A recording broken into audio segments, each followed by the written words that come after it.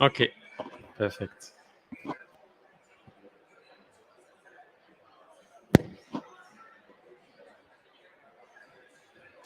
Thank you.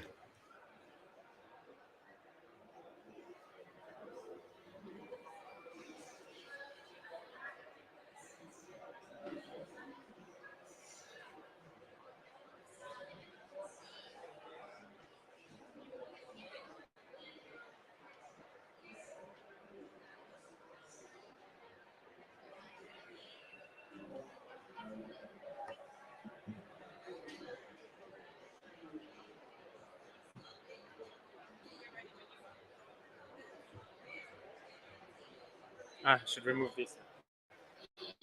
So, no, it's okay. It's better for the video. It's important.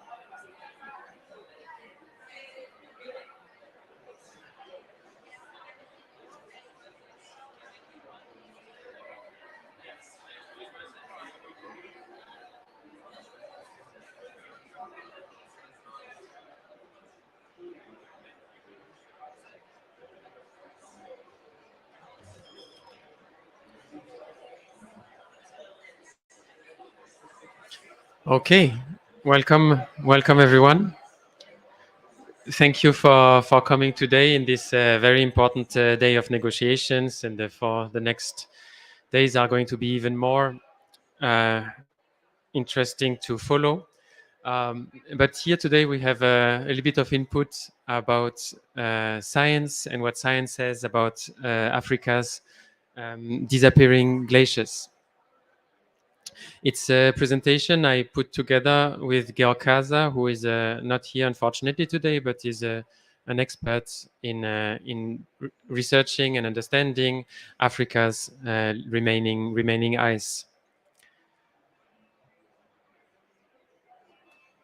So maybe some of you might be surprised to learn that there are actually some glaciers in Africa. And on this map, you see in black evidence of previous glaciations. So during the last glacial maximum or earlier.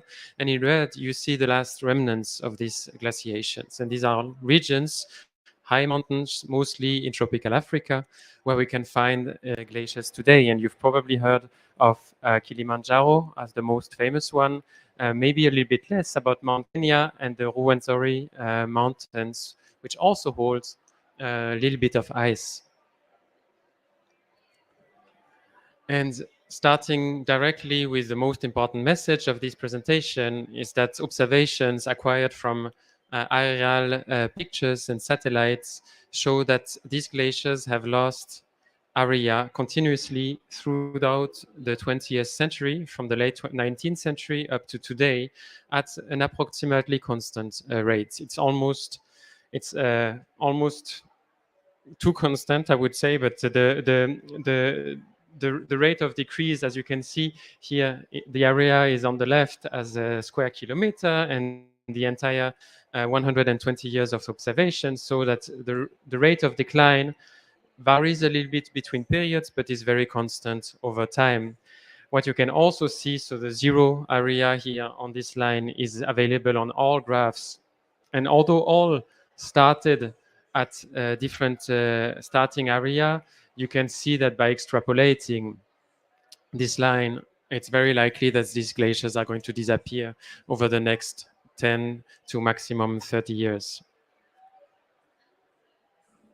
So these glaciers have acquired a lot of importance over time. They are really symbols of climate change. And in this presentation, I want to show why the picture and their importance is a bit more complicated than we might think.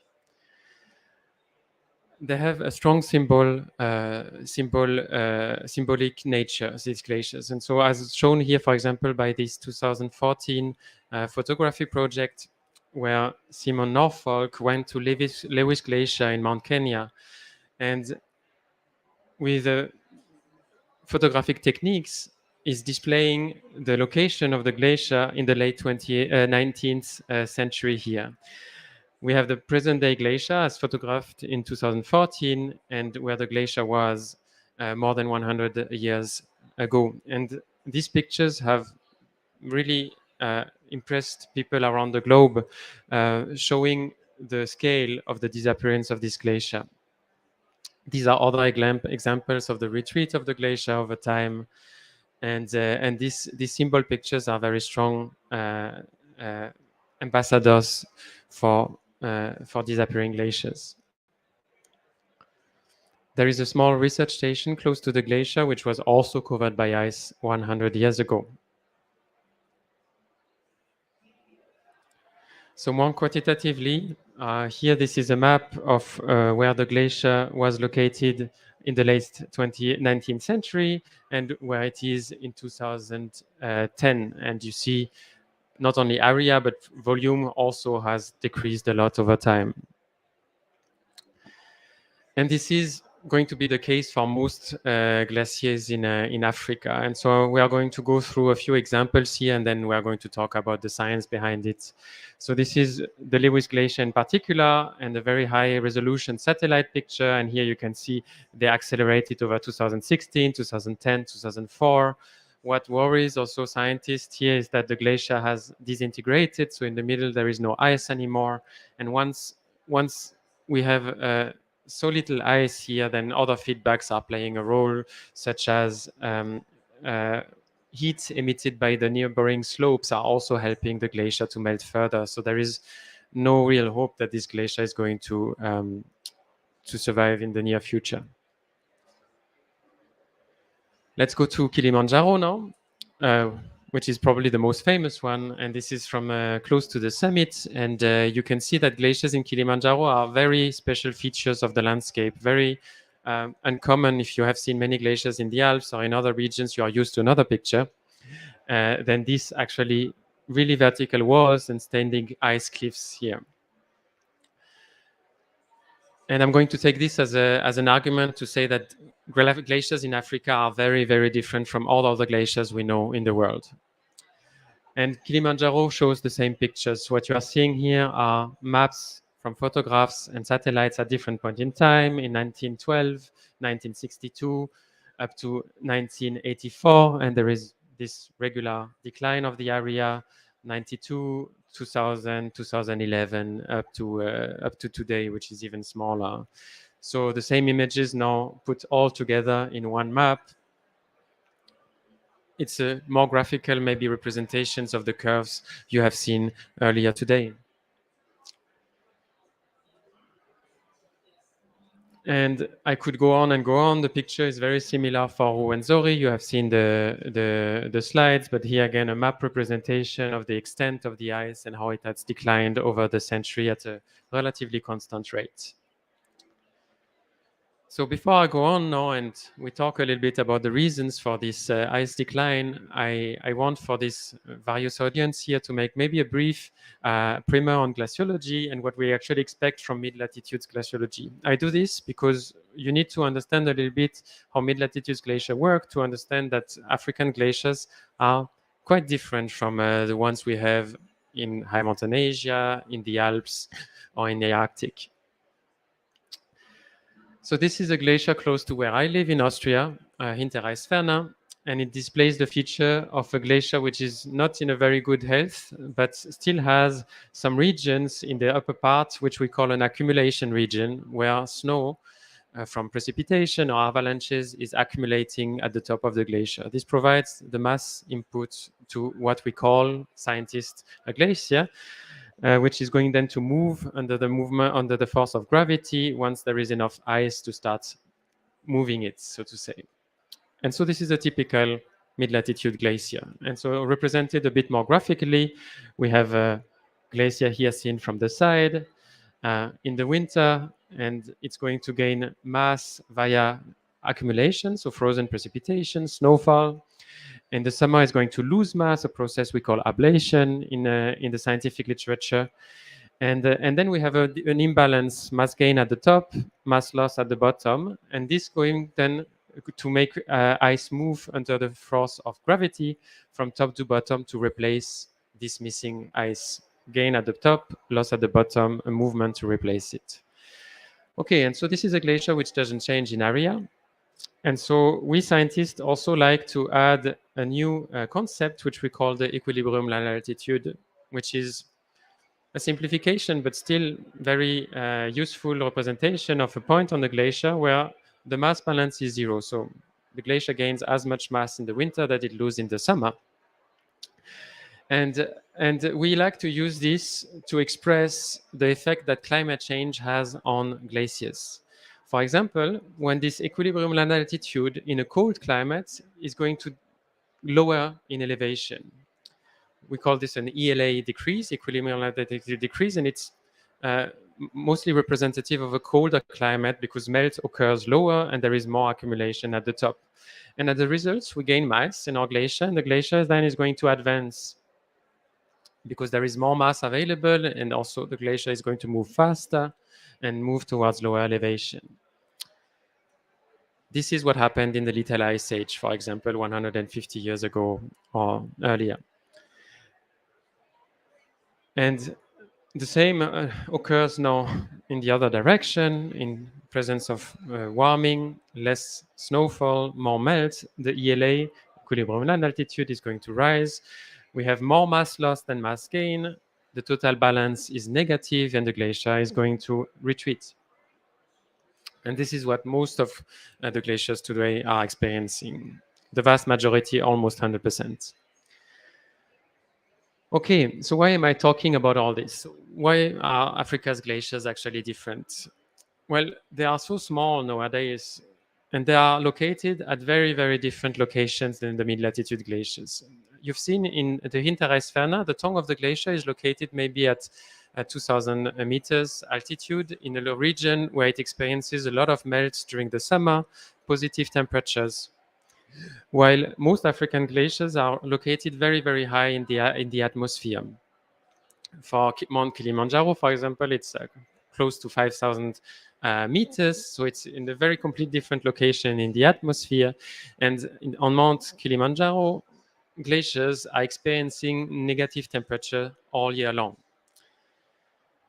And so melt doesn't occur the same way as it would do on the mid-latitude glaciers. And so maybe you're wondering if no melt can occur, so how can glacier even retreat? So this is what I'm going to try to explain in the next few slides.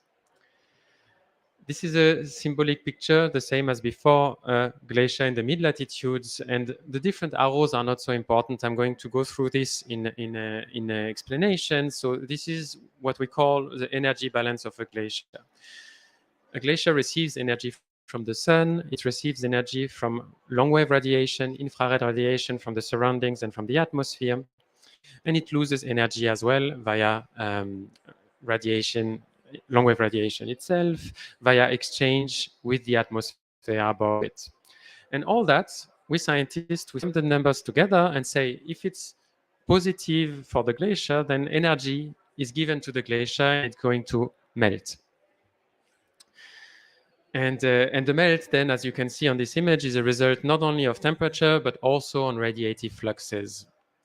In a warming climate, both temperature and the radiative fluxes are increasing the melt. So now let's have a look at a typical glacier in the tropics in here on Kilimanjaro. So where the glacier has dynamically been separated from the plateau glacier, where ice cliffs have appeared and where we have very, very little melt, almost no melt, because the turbulent fluxes, the exchange with the atmosphere is actually very low. And so what we are going to see here is a completely different picture.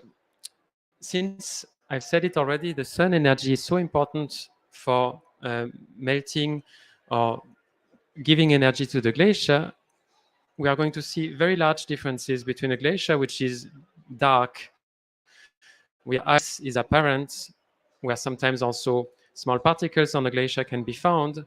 We call this a low albedo glacier, and then it's going to be able to retain much more of this energy. However, when snowfall comes onto this glacier, it provides a protective layer by protecting the glacier from the sun in the front like glass. And what we also see happening is that we have no ice cliffs, which are receiving energy in a very different way, nothing very usual and common for glaciologists like me who are more used to mid-latitude glaciers. But in the tropics, this is also going to be an important process. And here you have a new word, which is called sublimation. Sublimation is extremely important for tropical glaciers, which are located in very high elevation, in very dry conditions in the atmosphere. Sublimation is a little bit like evaporation. When you go out of the shower and you're wet, you are actually feeling cold a little bit because the water is evaporating from your skin. The same happens on tropical glacier, but it goes directly from the ice phase to the vapor phase. And it does that at the interface. And for this effect to happen, you need ice to be close to you need the ice to be close to a very dry atmosphere, and you need enough energy for the sun to provide this energy and then allow for sublimation. And this is going to play a role as well in our tropical glaciers. Okay, so now we have on the top side what happens in mid-latitudes and Arctic glaciers. So when mass is lost, it's going to be lost at the front of the glacier, and glaciers are going to retreat to high elevation. Ice caps or ice sheets are a bit more complicated. They lose mass over the entire area, and they are going to move as a result. I'm not going to spend too much time on this. Tropical glaciers, as they are now, they are almost no ice movement. And so when they lose mass everywhere. On the left here, they lose mass over the entire area. You see the gray area is what has been lost by the glacier. And on the Kilimanjaro plateau, they lose mass at the surface and they lose mass from the side, mostly via sublimation and a little bit via melting. And so this has driven a lot of research over the past 20 years because of their symbolic nature and their really importance. These glaciers have many more scientists working on them and measuring them, and publication talking about them than any other glaciers, I would argue, in the world almost. And scientists are looking at all the processes which are leading to mass loss.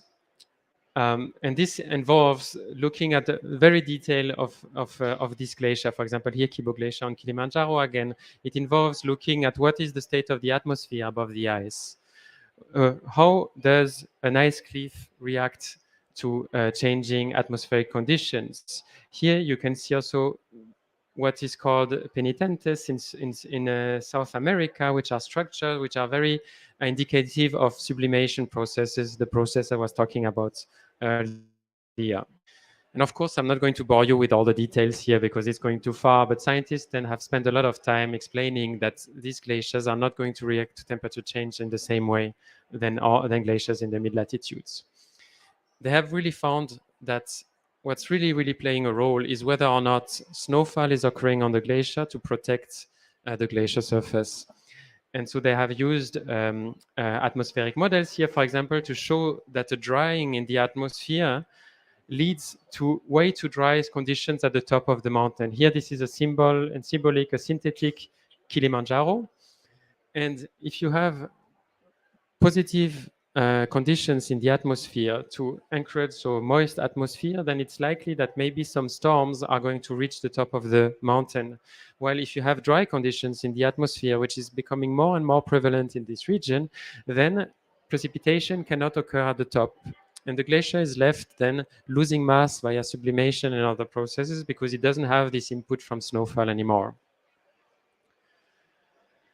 And so when we put this into the big picture and we look at what has changed in the region, we see that air temperature did increase in the region, but here looking at data only at approximately 1.5 kilometers above sea level. And here we see, so from the 50s to today, a very distinct warming, which is due to the anthropogenic climate change. In high elevation, however, if we look at 600 hectopascals, that is above 4 kilometers to 5 kilometers where these glaciers are located, it's not so clear signal of temperature change. This is because the Earth is more likely in the tropics to warm close to the ground. However, looking at specific humidity, so this is a measure of humidity in the atmosphere, we see a very strong decline over the entire 50 years, and probably also earlier because we have seen these glaciers losing mass even earlier. And scientists then have hypothesized why are we seeing this drying. So there are various explanations in the literature. One of them is a change in the atmospheric circulation in the Indian Ocean, which was not related to climate change at first, but is now related to anthropogenic climate change. This is definitely part of research which still needs a bit more interest and research from the community. And this brings me then to the end of this short presentation about Africa's glaciers from a scientific point of view. We observe a constant and dramatic area decrease of tropical glaciers, indicating that they are going to disappear in the next decades anyway. This retreat has received high public attention. It is important. It is related to climate change, but maybe not to temperature as is the case in other regions, but it's related to drying in the mid-troposphere, so in the middle of the atmosphere, which has ties to climate warming and illustrates also how global warming is not only just a scale like we have on these pillars here, but indicates other dramatic changes in the atmosphere. The area changes we are seeing is mostly due to this drying and changes on the Earth atmosphere interface, such as darkening because less snowfall is coming to the glacier. And then the additional warming that we are seeing in very recent years is also starting to play a role and is maybe accelerating the demise of these glaciers. With this, I'd like to conclude, and I'm happy to take questions if there are some. Thank you for your attention.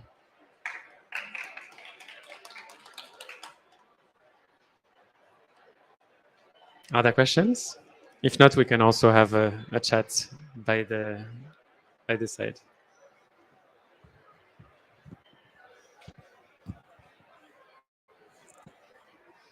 Hello.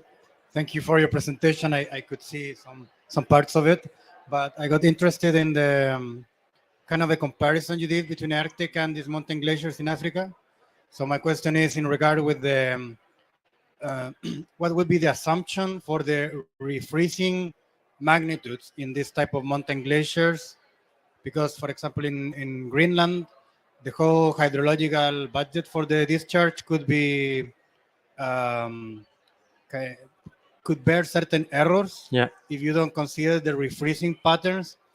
So I don't know if in this case the assumption would be that it's relevant because maybe the crack size or the geometry would not play a role in this. Okay, thank you. So the question was about a process which we call refreezing, which is when melt occurs at the surface of the glacier, which is at the melting point, and then this creates liquid water, which then percolates through the snowpack. And when it percolates to the snowpack, it reaches colder layers of snow and then refreezes. And this is what we call refreezing. This is an extremely important process in the Arctic because we have exactly these conditions: melting point at the surface and colder conditions well below, because in the Arctic, well, it's cold, especially in the winter. Refreezing is almost not happening in these glaciers because almost no melt is happening. So most of the ice loss is going to be by sublimation. It's taken into account by these models. So all these processes have been studied, but it's a relatively small process in these regions. Yeah.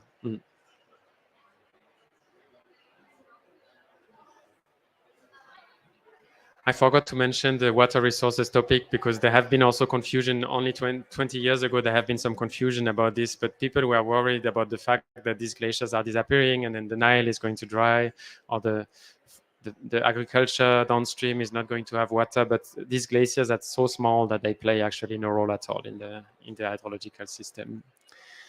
So their role is mostly symbolic, and they play this role very strongly and importantly, but for water resources, it's not so important. Good. Thank you for your attention, and I hope you have a nice rest of the COP. Thank you.